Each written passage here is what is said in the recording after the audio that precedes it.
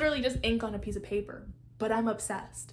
Hi bestie, how are you today? I hope you're having a fantastic day. I have officially finished every book that Sara Maas has written so far, and I thought it would be fun to go through every single book and rank them from least favorite to most favorite. And yeah, so let's just get to it. I do want to put a little spoiler warning in here. I am going to give the reason why each book is in the spot it's in, so there will be spoilers for what happens in each of the books. So if you haven't read them, I'm so sorry, but it is time to scoot along because there will be spoilers for sure. I just want to say that these have been some of my favorite books that I've ever read, so it was really hard to put them in order. I tried my very best, and I'm also a mood reader, so this order like could change tomorrow. But as of right now, this is how I feel. I absolutely love all of these books. It's just someone's got to come out on top. So with that being said, I'm going to rank the series as a whole, and at the bottom of the list is Crescent City. There's only 3 options, so like somebody had to be at the bottom, but I felt the least attached to these characters. I didn't really care as much as I did when I read Acotar and Throne of Glass. It didn't hit me the way the others did, and that's fine. This may be somebody else's favorite series, and if it is, I'm so happy for you. However, it is not mine. In the middle is the Acotar series. This is the first series that I read by her, so it has a very, very special place in my heart. However, some things happen that I'll get into later that make me fall out of love with these characters. And especially after reading Throne of Glass and then trying to reread this, I can't get behind Feyre as a female main character. And number 1, are we surprised? Throne of Glass. I can't get enough of the female main character in this series. I love the friendships, the world building, the action, the found family. All of it is just perfection. I love this series so much. I was gonna say if you haven't read it, then you should read it. However, I'm assuming if you've gotten this far in the video, you read it, so you get it, right? Okay, so now I'm gonna go through all of the books individually and rank them from least favorite to most favorite. So at the bottom, number 16, I'm pretty sure, Frost and Starlight. Are we surprised this is here? Because if this isn't at the bottom of your pyramid, please explain why. There's just not a lot happening. Like the shortest book, there's not a lot of material to work with here. And honestly, this is where I start falling out of love with Rhys. When they're like applauding him for not killing Tamlin, I'm like, what? It just felt so strange. And then I really feel like Tamlin deserves a redemption arc. I don't know if that's just me, but I really feel like there's potential there for him to like turn himself around. And I'm really excited for that possibility. But yeah, this was just like, it's good for what it was. It was the Christmas special. I think I gave this 3 stars. I probably gave it 4 when I read it for the first time, but like looking back, probably like a 3-star read. It's fine. Moving up the list is the 3rd Crescent City book, House of Flame and Shadow. Honestly, this one, it was unnecessarily long. And I was told that this was gonna be like the next Acotar book. Like this was gonna double as the next book in the Acotar series. I heavily disagree with that. I feel like the crossover elements that we do get were fine, but they weren't what I was hoping for. And also Bryce and Hunt should have broken up in this book. The amount of times that they got into stupid arguments, like just break up. However, we did get to see more Azriel and Nesta, so I was really loving that we actually got to like, you know, see Azriel speak, because we barely see him speak in the entire Acotar series. I'm sure he has more lines in this book than the entire Acotar series. Also, I think I ended up giving this 3 stars, which it honestly felt generous, but this just didn't live up to all the hype, because I feel like, especially because I'm reading it now and not right when it came out, I've had months and months of people talking about how much they loved it, so it just didn't do it for me. But yeah, 3 stars. Next up is House of Sky and Breath. This one I think I gave 3.5 stars. Towards the middle, it really dragged, and I had a hard time focusing and like making myself read it. But because I was vlogging it, which I'll put the vlog somewhere on the screen, but because I was vlogging it, I was like, I need to finish reading this book. It dragged in the middle, and even when I finished this book, I didn't feel super connected to any of the characters. I just kind of felt like whatever, I'm just reading this so then I could read all of the SJM books. Also, the huge reveal at the end was completely spoiled for me. I knew that before I even picked up the first book. So if I didn't know that going in, I probably would have loved this book, thought it was the best thing ever. But because I already knew that, the ending didn't do it for me, like I'm sure it did for other people. Then getting into the first book that I read in the Throne of Glass series is Assassin's Blade. We can get into reading order another day, but I am so happy that I read this first because the first two novellas really dragged for me, and then the second two really got me excited for what was going to happen in book one. And I just feel like going in chronological order makes sense. We're not getting into the reading order right now. However, this one was fine for what it was. I think I gave this 4 stars. I rated each novella individually and like average probably somewhere around 4 stars. Moving on up, we have Throne of Glass. I ended up giving this 4 stars. I fell in love with Selena as a main character here. I thought all the stuff that was happening with Cain and the black rings and stuff was just some one-off thing that was happening in the first book because I saw fan art and stuff of what happens in the later books. So I was just a little confused by that element and I wasn't expecting it to be what it turned out to be. However, I really, really enjoyed this one, but the last like 100 or so pages didn't give me what I was anticipating because after reading Acotar, I'm conditioned for absolute chaos in the last 100 pages. So this one was just, it was okay. Good start to the series, but 4 stars. I think we're up to number 11. Yeah, I think we're up to number 11 now. Acotar, the first book in the Court of Thorns and Roses series. So this is the first book that I read by Sarah J. Maas. And when I read this, this was peak fantasy. This was peak everything. I was like, I don't think a book can get better than this one. I was very wrong, and I'm glad to have been wrong, but I really was like, this is it. And I got to experience all of the panic and anxiety that comes along with the last 100 pages, and it was just like such a unique experience. I had never experienced anything like it before, and I just absolutely fell in love and obviously made it my entire personality.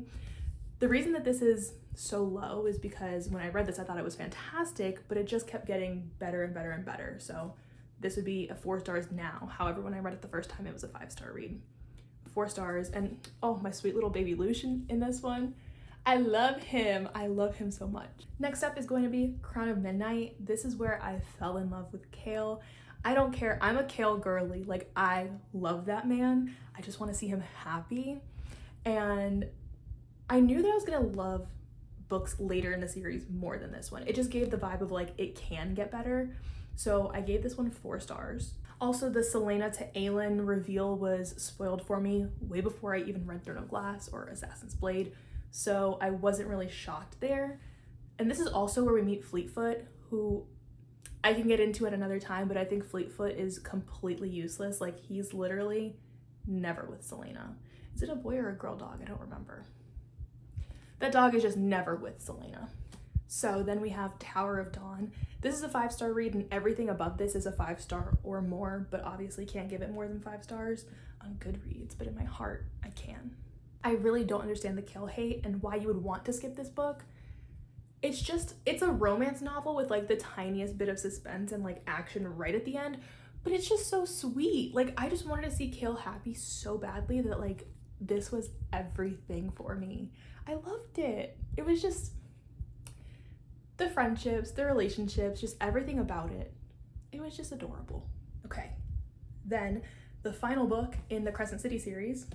By final, I mean the only one I have left for the list, because this is obviously the first book in the series.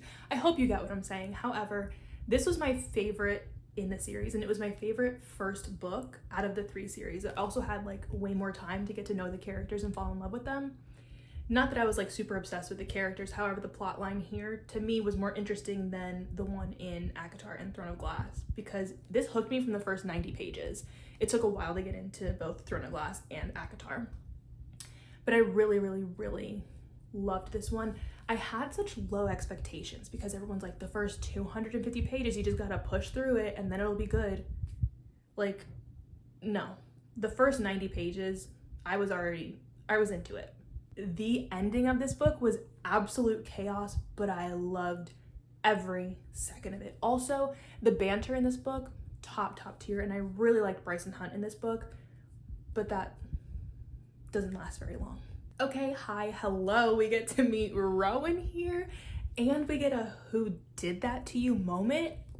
This was everything. The tension between Rowan and Aelin, all of the stuff, like all the stuff that was happening was just top tier. I really just wanted this to be about Rowan and Aelin. I really didn't care too much about the POVs of Dorian, Manon, and Kale. However, I understand that they were important in the long run, but I just needed more Rowan and Aelin here. This was just amazing. Also, can we talk about when he bit her? Is that just me? It's probably just me. Okay, moving on. Next up is A Court of Mist and Fury. This is so high up because of chapter 54. And we'll throw chapter 55 in there, but chapter 54, when he's like finally explaining everything up until this moment, perfection. I loved it. I loved every single second of it. When I read it for the first time, I could not get enough of it. I needed to stop everything, call it a work so that I could just read. I think this is when I started to realize that found family is one of my favorite tropes. We got to see more of Cassian, which I love that man. So I really loved this one. This was also a 5-star read. We have officially made it to the top 5 Sarah J. Maas books, in my opinion. So at number 5, we have Wings in Ruin. This is the first book that made me sob uncontrollably, like ugly crying, snot, it's all of it, just absolutely terrible. But it was so worth it. This book is so good. Like, we get the High Lord meeting. Be careful how you speak about my High Lady. Okay, I get the Asriel stands. And then we also get the scene where, I don't know if you can see the shirt that I'm wearing. I hope you can. I will find you in the next world. That just wrecked me. And like, the Acotar series is like the one that really got me back into reading. So experiencing all these emotions was just like so strange to me. This is literally just ink on a piece of paper, but I'm obsessed. Oh my gosh. And then the ending of this book, like the ending of this book, I think is one of the craziest endings to a Sarah J. Maas book. Like the whole be happy Feyre, it was too much. It was too much, but I still loved it. At number 4, we have A Court of Silver Flames.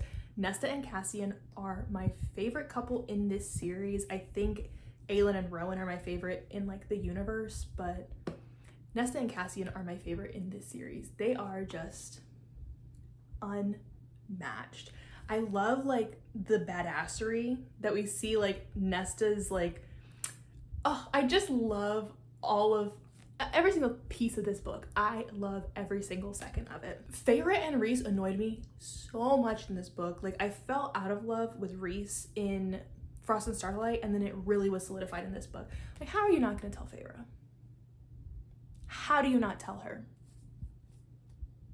But I really loved the friendships that Nesta forms, and I just love the journey that she goes on. This is just so special.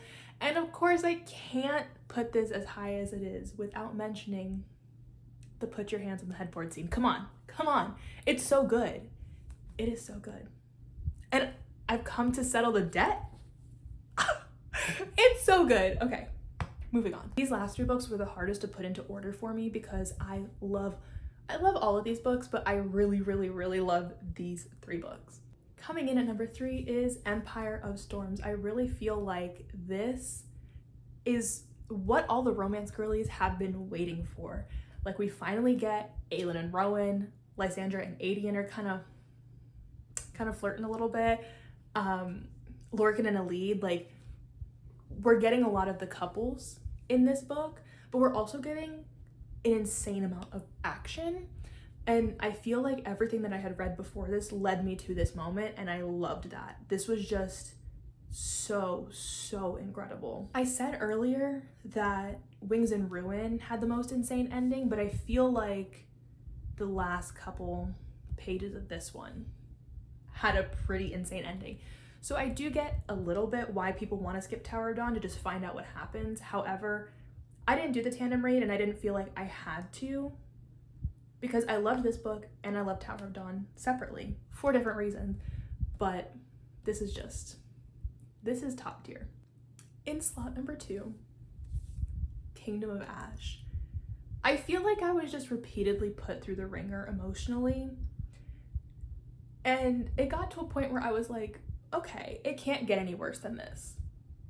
But it did. It just kept, like, I couldn't stop crying. I have a reading vlog for this one too. I'll put it somewhere on the screen. But, oh my gosh. Oh my gosh. The 13? What? Gavriel, which was so unnecessary. Like, that was not needed. But the only reason this is not number one for me, the ending of this was not satisfying. I feel like I put in a lot of time to then get to the ending, and it's just like, and then they went their separate ways. That's it. I was expecting way more from the ending, but still a fantastic book, one of my favorites. And in spot number one is Queen of Shadows. This one, there's just so much happening in it that I loved. When I finished it, I couldn't stop thinking about it. So we have Arabin finally getting what was coming to him. Love that. We have Lysandra joining the gang, which I was so surprised about, but I fell in love with her. The friendships. When Rowan, like, is finally reunited with Aelin, that scene just lives in my head, absolutely rent-free. And then all of the chaos happening at the end of the book at the castle with Kale getting hurt and Dorian in the collar and Aelin trying to free Dorian, and then they're talking to the king. All of that chaos, but what really did it for me, what really got me, was when Rowan and Aedion are in the sewers and Aedion is ready to sacrifice himself for the chance that Rowan might be able to escape and, like, get to Aelin. That was everything. I love this book so much. I love this, oh my gosh. I love all of these characters. I love the friendships. Like, that really, like, the found family, it's really there. It is really there. This is so incredible. And now that I'm making this video, I'm like, is it time to reread Throne of Glass? Because I feel like it's time to reread Throne of Glass. Maybe it's just me. So that wraps up ranking all of the SJM books that I have read. Thank you so much for watching. Please, please, please comment your favorite series or character or book or all three. I need to know. We need to discuss. But thank you again for watching. I will see you next time. Bye.